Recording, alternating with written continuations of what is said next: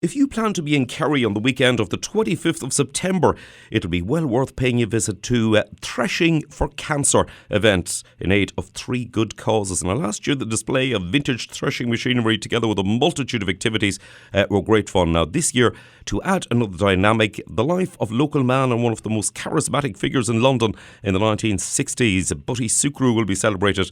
Now, later I'll be speaking to Terence Houlihan about Butty Sucru. Meanwhile, on the line now to discuss Threshing for Cancer, I'm delighted to welcome Brendan Ferris. Brendan, good morning. How are you? I'm very well, thank you very much. And yourself? Not bad at all. Brendan, the Threshing for Cancer event takes place on your own farm. Now, what's the exact location? Well, the location is we're between Killorglin and Beaufort, 4 miles out of each, and my farm is about 50 acres, and we're inside in a 14-acre field of that. Okay. Now, no doubt this will be of interest to anybody going on a holiday or indeed those listening in Ireland. I understand that last year you attracted 3,000 visitors and you've got a varied programme of events. We do indeed. Well, firstly, let me tell you that this is our 4th year. We've had 3 very, very successful years for cancer care support in our county. I mean, we keep the money in the county and the oncology unit in Tralee and the recovery haven in Tralee and the hospice in Killorglin, all very, very needy causes. And we've very proud to say that we have raised and donated 76,000 in 3 years.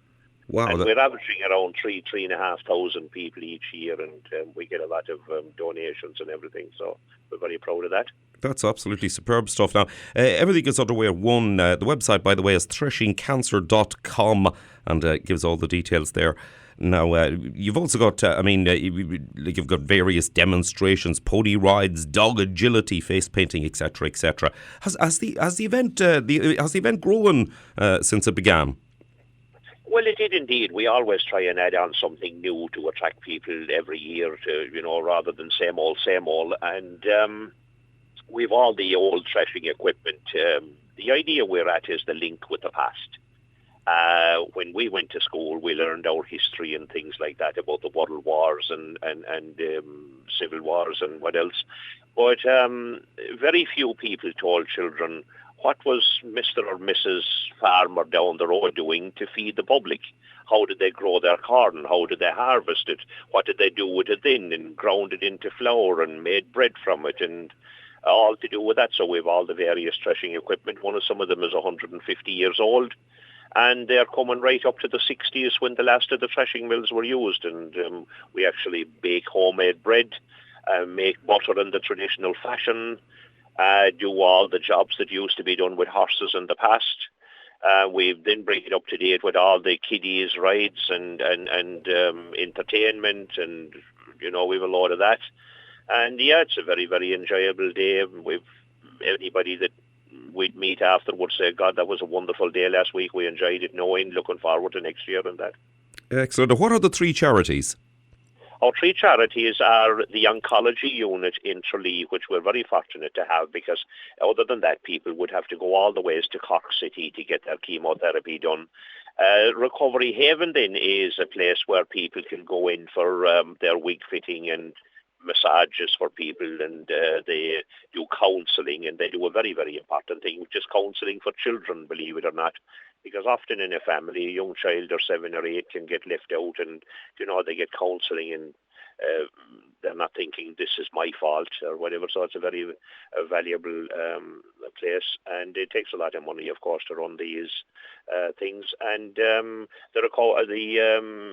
St. Joseph's Hospice in Killorglin, of course, the hospice is a very necessary place as well.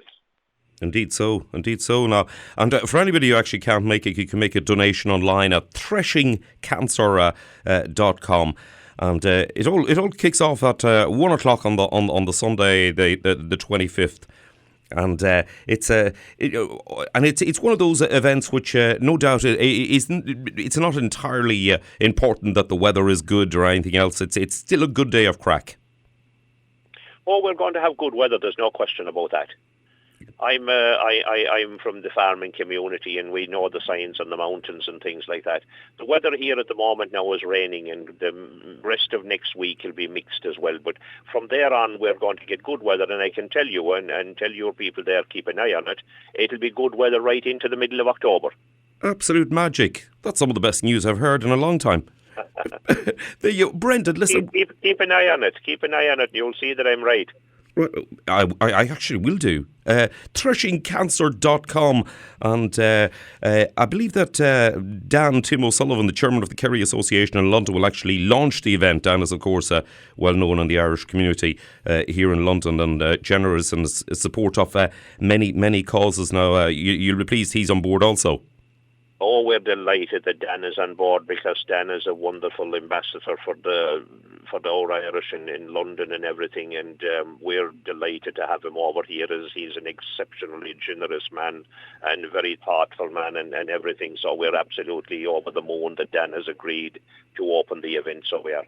Absolutely superb. Brendan, listen, I wish you loads of success, and no doubt the day will be a great success. It's lovely to speak with you. Indeed, God willing, it'll be good now, and thanks very much, and it's been wonderful talking to you, and I'd just say hello to everybody over there that may know us.